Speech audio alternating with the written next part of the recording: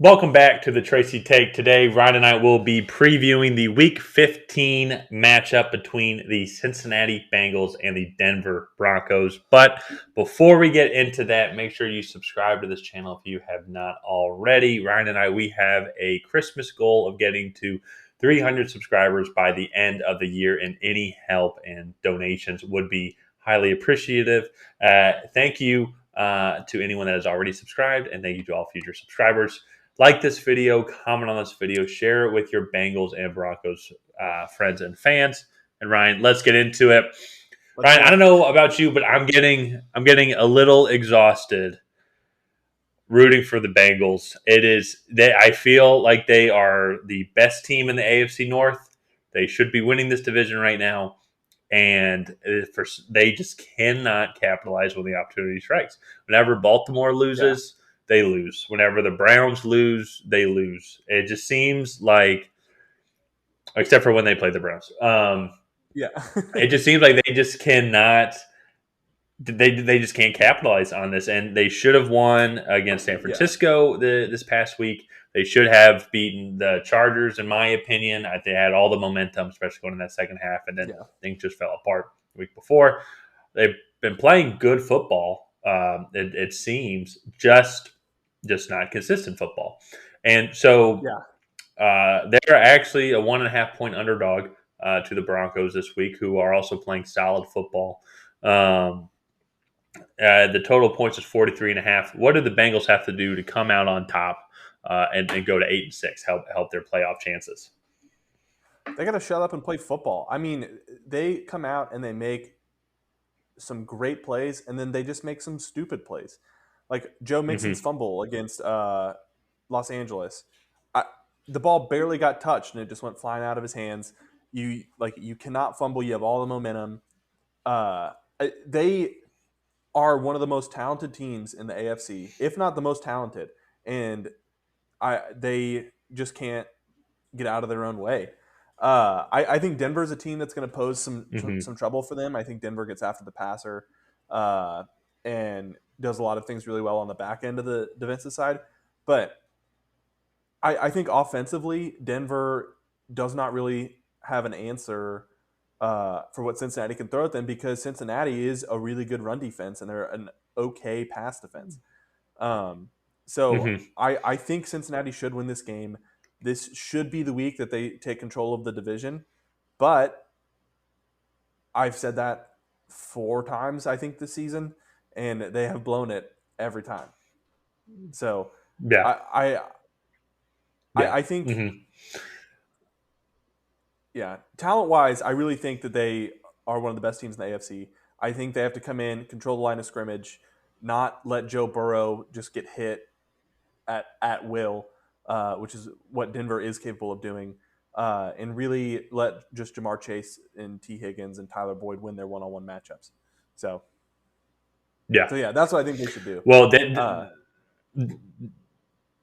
that's definitely kind of. I think I agree with all that. I think their pass defense is actually a little bit worse than you're giving them credit for. They're 29th overall right now with yards allowed per game pass wise, with 256.8 per game. Luckily, though, the Denver pass offense is nothing that's super elite. They have a lot of good weapons, but just Teddy Bridgewater just hasn't had the performance this season passing wise that they would have liked, and that's why they're kind of on the outside looking in as well, with the Bengals sitting at 7-6, 7-6. I do think the Bengals should win this game. I agree with you talent wise. I could just definitely tell that there's just youth mistakes. They've made huge strides this season, and are in a position that no one was expecting them to be in, and contending for the division. Not only just contending for the division, but contending to be one of the better teams in the AFC so quickly, especially after last season, or just 2 seasons ago when they were miserable, and then last year when they weren't really that great either. I do think that the Bengals should win this game. But one of the things, though, is kind of, as you already mentioned, is just going to be how does their offensive line hold up against this Denver defense. The Bengals have struggled to run the ball this year. They're 19th in the league with 108 rushing yards per game. and they haven't been running the ball as well as of late. Uh, and this is a solid run defense and with a good defensive front. And if they can capitalize and get Joe Mixon going early, get that running game going early, the passing opportunities are going to be there and they're going to open up. I think Mhm. it's going to be a lower scoring game because luckily for the Bengals, they're as I already said, their pass defense is going up against a weaker pass offense. So I don't think it's going to be as high scoring. I think it's going to be a slower game because Denver likes to run the ball. Um, the biggest thing to watch though is going to be Trey Hendrickson.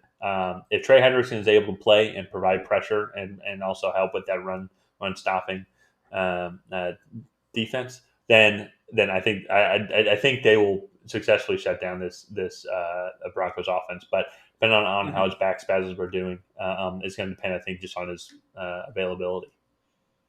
Yeah, I mean he's been a huge piece for them. Him, Sam Hubbard, uh, Tyler Shelvin has also Mm-hmm. been big, but uh, and Logan Wilson actually is another piece that's been really big. But both of those guys actually missed last week's game. So man, Mm-hmm. I'm gonna pick Cincinnati. I kind of am struggling to pick them again, especially on the road. I think Denver is they're 4-3 at home, so they're not great, but I think this defense at home is going to have a lot of advantages over a young offense. Uh, so I'm going to Mm-hmm. pick the Cincinnati somewhat regretfully, but I think it's just going to be like a 21-17 type of game. I think it's going to be relatively low scoring.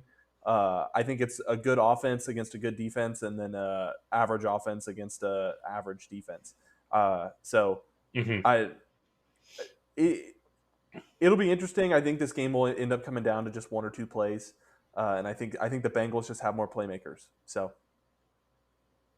Yeah, I do agree with that. I think they are going to have more playmakers. I think their run defense is going to kind of neutralize that Javonte Williams, Melvin Gordon combo that they have. It's really going to rely on Teddy Bridgewater to make some plays. And that's where I think if it's Joe Burrow versus Teddy Bridgewater, I think Joe Burrow is going to come out on top in that scenario. So I think it's going to be, I'm going to say, um, what was the score that you ended up saying? You said 21-17. yeah, yeah, Said 21-17. I'll go a yeah, little bit higher than that. I'll go 24-20. I think 24-20 is realistic. I think Bengals are still going to put some points up on the board. But the real thing, it's just going to be interesting because both teams are going to be fighting for their lives at this point because, especially the Broncos, because they're going to lose touch to the division leader, whoever that is, after the Thursday night football game, whether the Chargers win or if the Chiefs win. If the Chiefs definitely win, then the division win is out of the running for the Broncos because it's just going to be too far hmm away. But with the Bengals, there's still some hope for winning the division. The Ravens are playing the Packers on Sunday afternoon, and that should be a loss, especially if Lamar Jackson is not a go. So the Bengals, there's still some other opportunities and some avenues, but they should just win and just not worry about it and just keep yeah, winning yeah, because I really think that they are the best team in the AFC North. They have they just cannot seem to capitalize when given these opportunities. yeah. And that's kind of been the story, I guess, of young teams, I guess, that are on the come up, is just not being able to capitalize on opportunities. So I hope Cincinnati can get out of their own way and just kind of win, but we'll have to see. Hmm. But I think that's going to do it for this episode of the Tracy Take. If you have not already, please go ahead and like and subscribe. Tyler and I have a goal of getting to 300 subscribers by the end of the year. So if you want to help make our Christmas dreams come true, go down and hit that button, and we will appreciate it. Other than that, leave a comment down below on who you think is going to win this game, and we will see you guys next time.